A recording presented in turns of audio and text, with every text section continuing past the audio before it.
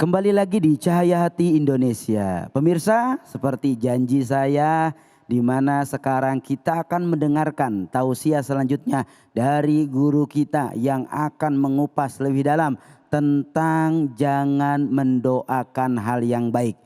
Insya Allah akan disampaikan oleh guru kita Al-Ustadz Fatullah. Kepadanya dipersilahkan. Assalamualaikum warahmatullahi wabarakatuh.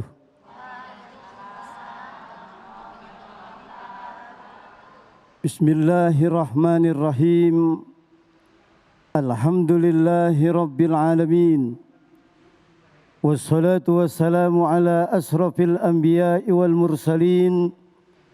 Sayyidina wa habibina wa syafi'ina wa maulana Muhammadin wa ala alihi wa ashabihi ajma'in, amma ba'du. Qala ta'ala fi kitabihil karim wa huwa asdaqul qailin, qalu subhanaka la ilma lana illa ma 'allamtana innaka antal alimul hakim. Shadaqallahul azim. Ibu-ibu hadirat, para pemirsa di mana saja berada. Dalam kehidupan sehari-hari, kita manusia terkadang menghadapi kekecewaan yang berat. Apalagi kita menghadapi teman, kawan yang zalim terhadap kita. Terkadang membuat kita marah, lalu kita bersumpah serapah atau mendoakan yang tidak baik. Dalam Islam, mendoakan seseorang dengan doa yang tidak baik itu dilarang. Habib Abdullah bin Alwi Al-Haddad dalam kitab Risalatul Mu'awwanah menjelaskan bahwa kita dilarang untuk mendoakan seseorang untuk datangnya musibah terhadap diri kita sendiri, anak-anak kita, harta kita, ataupun orang lain, sekalipun mereka berbuat zalim kepada kita.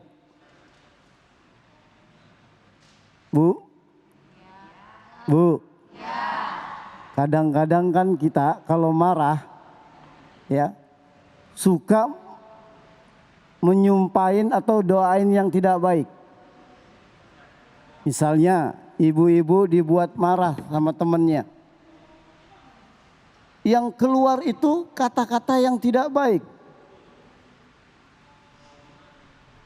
Yang kita doakan biasanya doa yang tidak baik. Mau mampus lu. Itu doa yang tidak baik. Disuruh datengin bencana kepada temannya. Sambar geledek lu. Pernah nggak Bu suka begitu Bu? Suka begitu nggak? Jangan. Kata Rasulullah sallallahu alaihi wasallam, wala tad'u ala anfusikum wala auladikum wala amwalikum wala tafawwaku minallahi sa'ata ijabatin. Kata baginda Rasul sallallahu alaihi wasallam, janganlah kalian berdoa atau mendoakan diri kalian, dan jangan mendoakan anak-anak kalian dan bahkan harta kalian, dan jangan di saat waktu ijabah.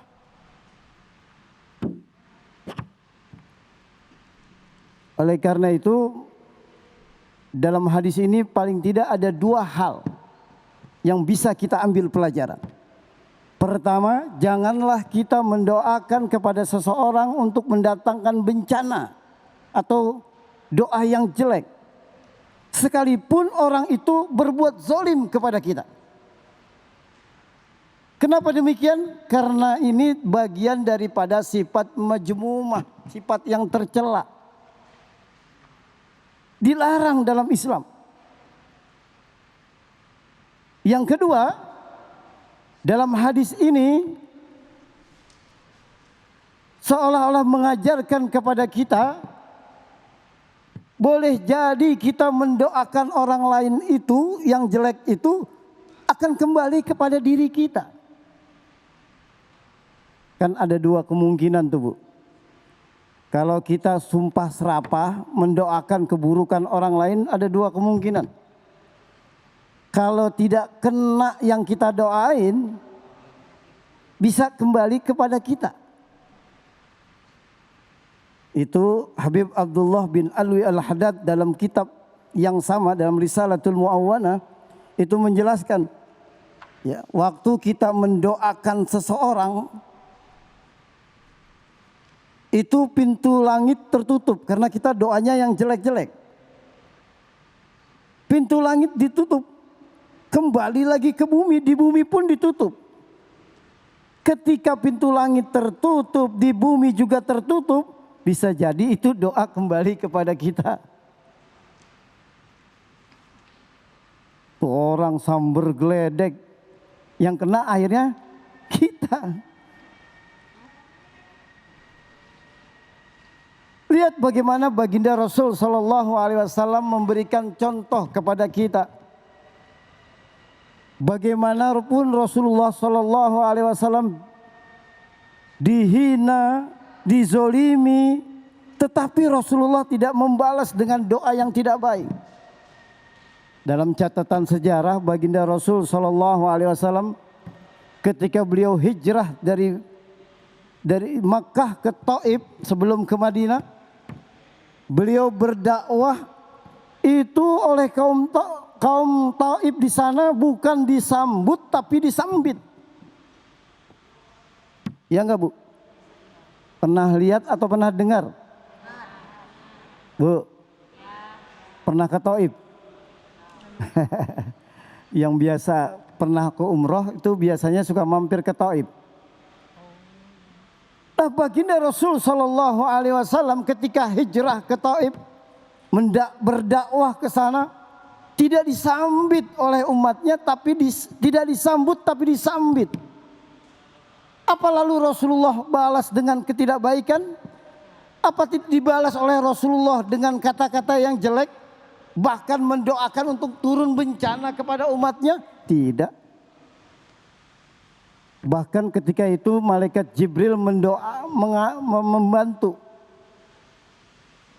mengajak kepada Nabi kita Muhammad Sallallahu Alaihi Wasallam.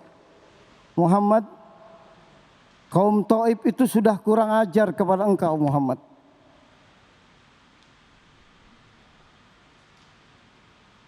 Malaikat Jibril mau mendoakan kehancuran buat kaum Taif.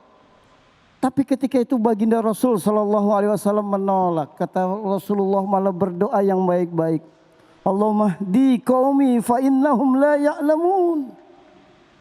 Itu doanya Rasulullah kepada kaum Taif yang jelas-jelas menzolimi Rasulullah. Diajak, didakwah, malah bukan disambut, malah disambit. Tapi Rasulullah tidak membalas dengan doa yang tidak baik, Bu. Kata Rasulullah, ya Allah, Allahumma hdi qaumi fa innahum la ya'lamun. Ya Allah, berilah petunjuk kepada kaumku karena mereka tidak tahu. Boleh jadi mereka belum tahu. Bahkan Rasul mengatakan kepada Jibril, biar kalau sekarang mereka tidak mau masuk Islam, mungkin anaknya. Kalau tidak anaknya, mungkin cucunya. Dakwah itu proses perjuangan yang panjang. Begitulah Rasulullah Sallallahu Alaihi Wasallam mengajarkan sifat terpuji. Dizolimi dibalas dengan kebaikan. Karena itu terakhir kata Rasulullah Sallallahu Alaihi Wasallam dalam satu hadis yang lain, Rasul Sallallahu Alaihi Wasallam mengatakan, silman qata'ak, wa'fu man zolamak, wa'ti man haramak. Ini akhlak terpuji ini. Kata Rasulullah, silman qata'ak, sambunglah silaturahmi kepada orang yang memutuskan silaturahim. Kalau ibu punya saudara, punya teman memutuskan silaturahmi, jangan dibalas dengan putus lagi. Enggak ada bedanya ibu dengan mereka.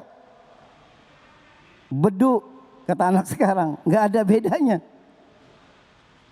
Kata Rasulullah, silman qata'ak, sambunglah silaturahmi kepada orang yang memutuskan silaturahim.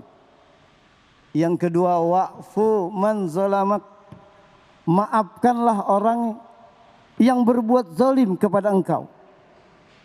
Begitulah Rasulullah yang beliau lakukan.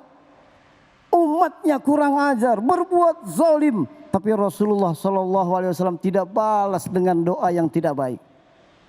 Wa'ti man haramak, berikanlah kepada orang yang pelit kepada engkau. Mereka pelit, kita malah baik.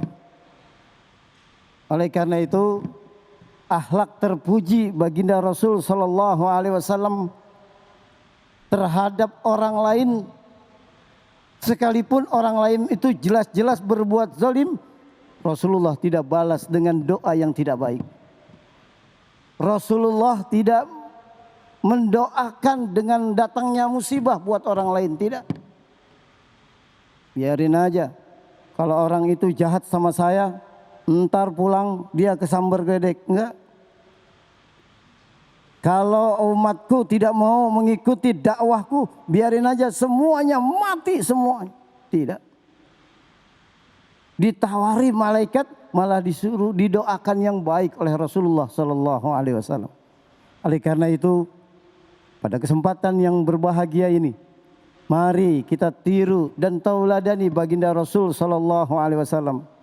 Kalau dalam kehidupan sehari-hari, semarah apapun kita, seemosi apapun kita, balaslah emosi itu, marah kita itu dengan kebaikan, dengan doa yang baik-baik. Inilah yang dapat saya sampaikan, lebih kurangnya mohon maaf.